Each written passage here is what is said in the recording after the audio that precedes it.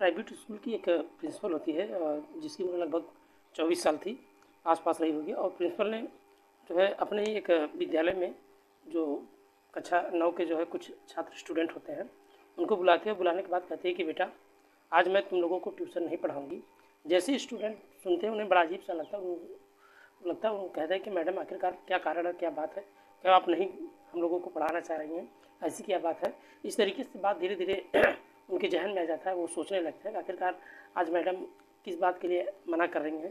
तभी जो है वहाँ से जो है जब ये बात कहा जाता है तो मैडम की आँखों से जो है आँसू गिरने लगता है। और उस स्टूडेंट ने जब कहा कि आखिरकार मैडम बात क्या है, तो उसने कहा कि अपने प्रिंसिपल के सामने कुछ कह नहीं पाए, क्योंकि वो सीधा यहाँ से बाहर निकल जाता है। और जो बाकी जो दोस्त थे वो होते हैं और उनके साथ वो जो है ट्यूशन पढ़ने के लिए मैडम के पास दोबारा से फिर जाते हैं। लेकिन वो जाते हैं, लेकिन मैडम पहले ही बुलाया था। और बुलाने के बाद उन्हें लगता है कि अगर ट्यूशन नहीं पढ़ाऊँगी तो आज मैं थोड़ा सा परेशान सी हो जाऊँगी। और ये बात कहने के बाद जब उनकी आँखों से आंसू गिरने लगते, उन्हें समझ नहीं आ रहा था आखिरकार करे तो क्या करे। मैडम जो है उससे पूछा जाता है कि आखिरकार बात क्या है, तो वो जिक्र कर रही थी जैसे ही अपने दोस्तों की ये बात कही थी। और दोनों दोस्त कहते हैं कि नहीं मैडम, आप पास चलते हैं और उनसे पूछते हैं आखिरकार दिक्कत परेशानी क्या है।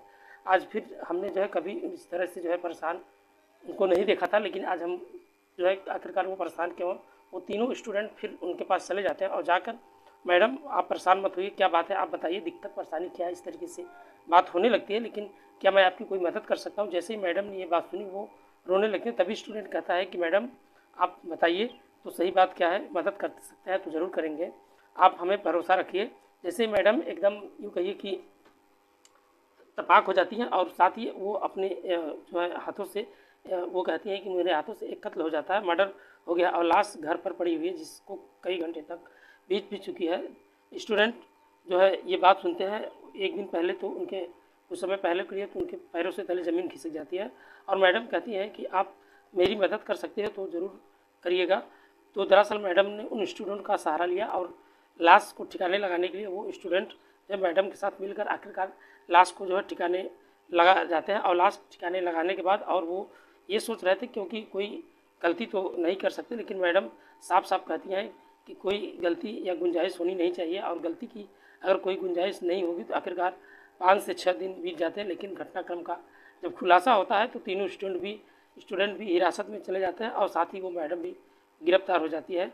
जब मैडम गिरफ्तार होती है तो लोगों को यकीन नहीं हो रहा था कि आखिरकार कोई शिक्षा जो दूसरों को देने वाली आखिरकार ऐसा क्या कारण रहा होगा कि जो इतने बड़े जो है कत्ल करने में ज़रा भी नहीं देरी की, आखिरकार क्या कारण है। ऐसे खुलासा हो जाता है और कातिल तक पहुंचा जाता है। और बाद में ये पूरे महाराष्ट्र भर में जो है इस घटना के बारे में चर्चा शुरू हो जाता है। और सबसे ज़्यादा डरे हुए थे अभिभावक जो उनके जो है बच्चे स्कूल में पढ़ने के लिए जा रहे थे, क्योंकि प्रिंसिपल पर भरोसा कर सकते थे, शिक्षक पर हम जो है सबसे ज़्यादा भरोसा करते हैं। आखिरकार कारण क्या रही, आइए हम जानने और समझने की कोशिश करते हैं। नमस्कार, आदाब, सत श्री अकाल। भदोही प्लस में आप सबका स्वागत है। मैं आपका दोस्त अमित कुमार। आज हम सच्ची घटना का जिक्र करने वाले हैं। दरअसल ये सच्ची घटना शुरू होती है जो है महाराष्ट्र प्रदेश का एक ज़िला लगता है यवतला में जो है बात कर रहा हूँ। 15 मई 2025 की दोपहर का समय था। एक फैमिली थी और वो अपने टूर के लिए निकल रही थी। और फैमिली का एक सदस्य होता है, उसे बहुत तेज़ी से टॉयलेट लग जाता है और गाड़ी को रोक कर वो गाड़ी की उस वक्त चल रही थी। और जैसे ही उसे सवाला वन क्षेत्र में जो है जंगल इलाका लगता है और उसी जंगल में वो गाड़ी चल रही थी और कहता है कि मुझे बहुत तेज़ी से टॉयलेट लगी है, उधर कर मैं थोड़ी सी झाड़ियों की तरफ जाता हूँ ताकि मुझसे कोई देख ना सके। और वो टॉयलेट करके जैसे ही वो वापस चला, जैसे ही वो कहीं आसपास कुछ थोड़ी सी जो है फिसले और कोई चीज़ जो है वस्तु जल रही थी, लेकिन बड़ी अजीब सी थी। और टॉयलेट करने के बाद वो तुरंत उस वक्त के पास पहुँचता है। उस वक्त के पास पहुँचने के बाद जब वो जल रही थी, जैसे उसे अपनी आँखों के सामने ये दृश्य देखा, वो जो है डर जाता है। उसने देखा कि पहले से उसकी चीखें निकल जाती, क्योंकि वहाँ पे एक लाश जो है जल रही थी, क्योंकि जो कोई लड़की या लड़का नहीं था और शमशान घाट जैसा बना हुआ था। जैसे ही कोई किसी का अंतिम संस्कार कर रहा है वैसे ही कुछ इस तरीके से हो रहा था। लेकिन उसे समझ में आ गया और कुछ न कुछ गड़बड़ जरूर है। जैसे ही अपनी चीख वो निकालता है तभी फैमिली वाले वहाँ दौड़कर बाकी सदस्य चले जाते हैं। और आने के बाद वो देखते हैं और जाकर पूछते हैं कि आखिरकार बेहद का उसने कहा कि यहाँ पे एक लाश जल रही है।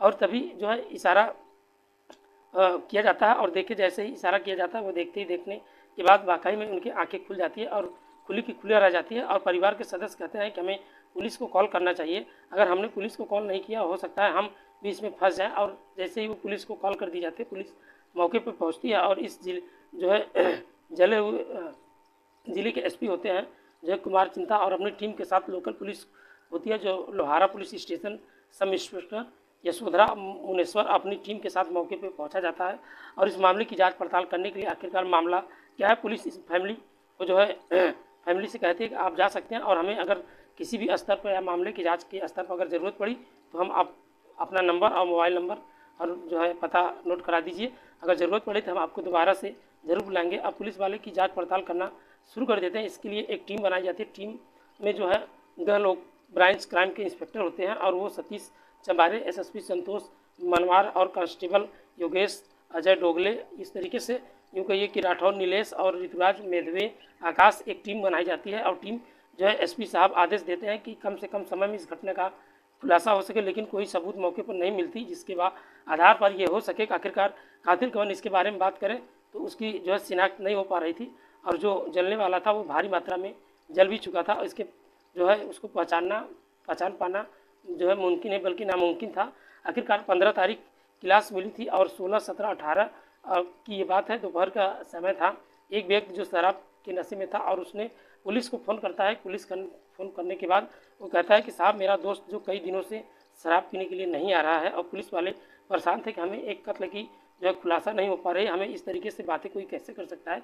पुलिस ने दरअसल जब ये एतलाम जो है वसीम वरथड़ा अमरावती इलाके के बीच जितने भी पुलिस स्टेशन थे, पुलिस स्टेशन को एक सूचना दी जाती है कि इस तरह से लगभग 30 साल का जो है कोई अगर उम्र बताई गई और लगभग एक ऐसे जो है पहचान हो जो शिनाख्त कर सके, और ये मौका पर जो है फ़ोटो भेजे जाते हैं और पता करने के लिए कहीं ना कोई जो है इनपुट नहीं मिल पाता और उसका कातिल तक जो है पहुंचा जा सके और उसके बाद मरने वाले का शिनाख्त हो सके। लेकिन इसी बीच सिर्फ एक फ़ोन पहुंचता है, और जो शराबी था वो फ़ोन कर मेरी दोस्त और कई दिनों से गायब है और उससे मैं बातचीत करने की कोशिश कर रहा हूँ। वो चैट तो करता है लेकिन मैसेज का जवाब नहीं देता, लेकिन अब मेरा फ़ोन भी नहीं उठाता। पुलिस वाले कहते हैं क्या हमारे पास ये काम और कोई नहीं रह गया।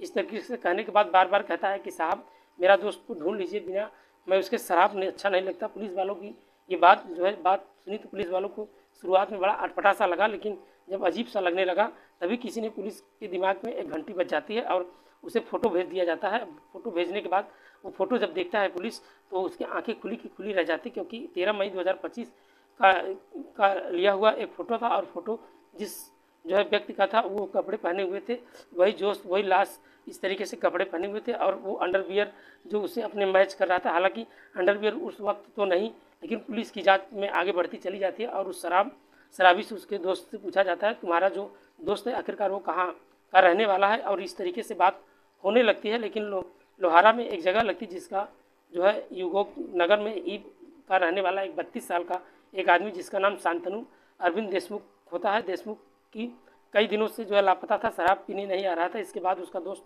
पुलिस से मदद मांगता है। आखिरकार पुलिस उसके घर पहुंच जाती है और जाने के बाद उससे पूछा जाता है, पता चलता है कि पेशे से वो भी एक प्राइवेट टीचर है और एक स्कूल में पढ़ाता है, और उस जो है स्कूल का नाम धरोरा एक जगह लगती है। इनराइज का ही इंग्लिश जो है मीडियम स्कूल होता है। और जब स्कूल पहुंचा जाता है तो उसके बाद जो घर में ही एक महिला निकल कर आती है, और महिला का नाम जो है निधि शांतनु देशमुख होता है। जब उससे पूछा जाता है तो वो कहती है कि आप कौन है, तो वो कहती है कि मैं उनकी पत्नी हूँ, और इस तरीके से बातें होना शुरू हो जाती है। और कहते कहते वो बाहर आती है, और जब वो आती है तो उसने कहा कि मैं जो है आपकी बात करा दूंगी, और उस नंबर का जो है मांगा जाता है। नंबर तो चला जाता है, लेकिन पुलिस जब उस नंबर की लोकेशन और CDR निकलवाती है तो पता चलता है कि लोकेशन घर की बताई जा रही थी। तभी मैडम के पास पुलिस दोबारा से जाती है और फिर से आकर उनसे बातचीत करने की लगती है, पूछताछ करने लगती है। और बताती है कि जिस स्कूल में उसके पति शिक्षक टीचर है उसी विद्यालय की वो प्रिंसिपल। आखिरकार 24 साल की उम्र में उस महिला ने पति के बारे में पूछा जाता है, और वो सही से बोलने को तैयार नहीं थी। अपनी बातें वो जो है इस तरीके से इधर उधर की बातें करने लगती। पहले जवाब दिया जाता है, बाद में कुछ अलग करने लगती है। उसके बाद वो सख्ती से पूछताछ करना शुरू किया जाता है। पुलिस ने तब उसने बताता है कि जिस विद्यालय के अंदर वो प्रिंसिपल है उसी विद्यालय के अंदर उसका पति जो है शिक्षक है। यानी वो कहते हैं कि जब वो इस दुनिया में ही नहीं रहा, इसके बाद भी पुलिस से पूछा फिर क्या, उसे बताती है हम दोनों को प्यार हो जाता है और बेतहार एक दूसरे से मोहब्बत करते थे। उस वक्त तो लड़की का नाम निधि तिवारी होता है, प्रिंसिपल होती है, और लड़के का नाम शांतनु देशमुख होता है। दोनों की उम्र लगभग 5 से 6 साल की उम्र में अंतर्रही होगी और उन्हें एक दूसरे से प्यार हो जाता है। दोनों एक दूसरे के शादी करने का फैसला लेते हैं, लेकिन घर वाले, परिवार वाले जो है तुम दोनों की जातियाँ अलग होती, इसलिए वो मान नहीं रहे थे। इनके चक्कर में ना पड़ो, ज़्यादा सही है। आखिरकार उन्होंने घर वालों के खिलाफ जाकर शादी कर ली और जैसे ही शादी करते हैं, शादी के कुछ महीने बीतने के बाद, यानी ज़िंदगी अच्छी चल रही थी और उसने अजीब तरीके से कहानी बयां कर दी है। जब वो एक दूसरे के साथ शारीरिक संबंध बनाते थे तब उनके प्राइवेट पलों को एक मोबाइल में कैद किया कर लेते थे और कुछ ठीक ठाक चल रहा था और उनके भविष्य में कुछ इस तरीके से गड़बड़ी हो जाती है। लेकिन कुछ दिन बीत जाने के बाद वो व्यक्ति उसी स्कूल के अंदर टीचर जो है वो अपनी पत्नी प्रिंसिपल, वहाँ पे जाने के बाद वो आदेश जब चलाती है तो शायद उसे बुरा लगता था। शायद इस वजह से उसने अपने शराब पीना शुरू कर देता है और पीने के बाद जो है वो धीरे धीरे करके शराब पीने से उसे ज़्यादा आदत पड़ जाती है और ज़्यादा आदत पड़ने के बाद उसने पैसा कम पड़ता था। इस बात को एक दूसरे से झगड़ा होने लगती थी और अपनी प्रिंसिपल पत्नी को रोज़ किसी न किसी बहाने वो पीटा करता था। ये बात जो है उसे बर्दाश्त होती चली जाती थी, लेकिन घर का माहौल ख़राब होता चला जाता था और आखिरकार पत्नी इतना परेशान हो जाती है कि आखिरकार मैं करूँ तो क्या करूँ, बार बार समझाती, लेकिन वो मानने को तैयार नहीं था। और उसने एक दिन अपने इंटरनेट के माध्यम से जानने की जहर कैसे बनाया जाता है और जहर कैसे तैयार किया जाता है, वो आखिरकार वहाँ से वो कुछ जानकारियाँ मिलाती है। और 13 मई 2025 की शाम का वक्त था। पति शराब के नशे में धुत था। वो शराब जो है घर पीकर आता है और झगड़ा करता है, लेकिन इसी बीच उसने जो है सीख लिया था कि उसे कैसे जहर बनाना है। आखिरकार उसने धतूरे के बीज और साथ ही उसमें कुछ पैरासीटामॉल और 15 गोलियों का मिश्रण करता है और मिश्रण तैयार करने के बाद उसने अपने पति को बड़े ही प्यार से पूछती है कि मैं तुम्हारे लिए कुछ बनाना शेक बना दूँ। वो देखता है, बड़ा आश्चर्य होता है कि आज तुम्हें क्या बड़ा अच्छी सी बात है कि आखिरकार तुम इतनी खुश क्यों हो, कोई दिक्कत कोई परेशानी नहीं है, तुम्हारे लिए बनाना शेक बना दूँगी। कहते हैं ठीक है बना दो, लेकिन जो मिश्रण है उसे उसने तैयार किया उस बनाने के शेक में मिलाकर जो है दे देती है और पति जैसे उस जहर को बन चुका था और जहर जैसे वो पीता है, यानी उसका जो है वो शेक पीता है और कुछ देर बाद वो दम तोड़कर आधे घंटे के अंदर वो वहीं जो है मर जाता है और पत्नी देखती रह जाती है। आखिरकार उसे दम तोड़ता है और उसके बाद उसकी पत्नी पूरी रात उस लाश के पास बैठी रहती है और उसके बाद बातचीत करती है, शिकायत भी होती है, उससे अलग थी और ज़िंदगी कहाँ से कहाँ पहुँच जाती है और प्यार करने से शादी कुछ इस तरीके के बाद पूरी रात निकल जाती है और दिन निकल जाता है और बाद में वो फिर स्कूल के लिए तैयार हो जाती है। जैसे ही रोज़मर्रा के लिए तैयार होती है होकर अपने अगले ही दिन 14 मई 2025 की जो है विद्यालय जाती है। पूरा दिन वो नॉर्मल रहती है, लेकिन उस दिन वो अपने बच्चों को ट्यूशन पढ़ाने के लिए मना करती है। उस दिन उन बच्चों को कहती है कि मेरे साथ इस तरीके से दिक्कत है और बच्चे पूछते हैं कि मैडम अगर तभी आप बताती हैं तो पति का मर्डर हो गया है और घर में लाश पड़ी हुई, कैसे ठिकाने लगाऊंगी, समझ नहीं पा रही हूँ। आखिरकार भावात्मक रूप से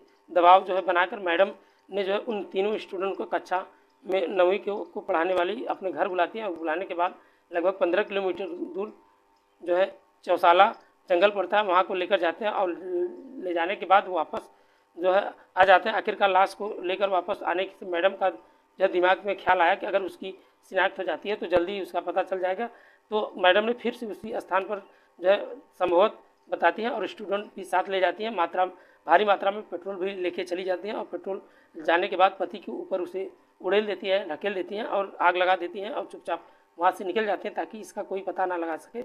और भारी मात्रा में जल चुका था, लेकिन महाराष्ट्र की एक फैमिली जो टूर पर निकली थी वो चौसा के जंगल में जैसे एक व्यक्ति को टॉयलेट लगती है, आखिरकार उस लाश तक पहुँचा जाता है और पुलिस तक ये बात पहुँच जाती है और शराबी की मदद से ये घटना का क्रम का खुलासा हो जाता है। और क्योंकि उसने जो अंडरवियर पहना हुआ था वही सेम उसके घर में उसकी तलाशी हो रही थी, वही सेम कंपनी का ब्रांड वो पहना हुआ था।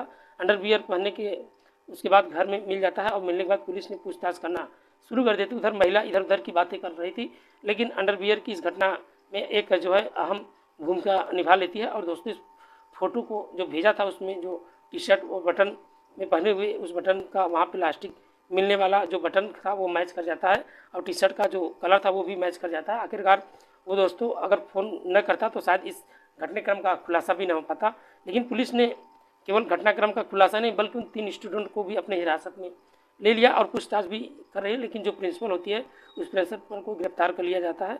लगातार बातचीत करने पर लगभग 20 मई 2025 के आखिरकार उन्हें गिरफ्तार कर लिया जाता है, लेकिन पुलिस ने इस घटनाक्रम का जो है खुलासा करती है और लोगों को ये यकीन नहीं हो रहा था कि मैडम ही अपने विद्यालय का एक व्हाट्सएप ग्रुप बनाती है जिसमें उन्होंने लिखा था कि यूपीएससी मिशन 2030 में इन स्टूडेंट को चाहती थी और यूपीएससी जो ये क्लियर कराने के लिए बाद में आईएएस अफसर बनने या आईपीएस अफसर बने और यह 2 बड़े पदों पर जो उसी मैडम ने उस प्रिंसिपल को अपने स्टूडेंट कि 3 स्टूडेंट की ज़िंदगी पूरी तरीके से जाकर जो है खड़ा कर दिया और वहाँ वापस शायद वो लौट करना है क्योंकि ज़्यादा मुश्किल हो जाएगी। दोस्तों, इस पूरे घटना को सुनाने का उद्देश्य किसी को परेशान या करना नहीं था, बस आपके साथ शेयर करना था। हालांकि दोस्तों, ये जो स्टूडेंट थे ये भी इनकी ज़िंदगी शायद अब इन सलाखों के पीछे बीते। हमारे भारत संविधान में ऐसा भी लिखा है कि अगर कोई मर्डर करता है या उसके साथ में जो उसका मदद करता है, एक बराबर जो है उनकी दर्जा दिया जाता है। ऐसे में ये जो 3 स्टूडेंट हैं इनकी ज़िंदगी तो पूरी तरीके से बर्बाद हो सकी।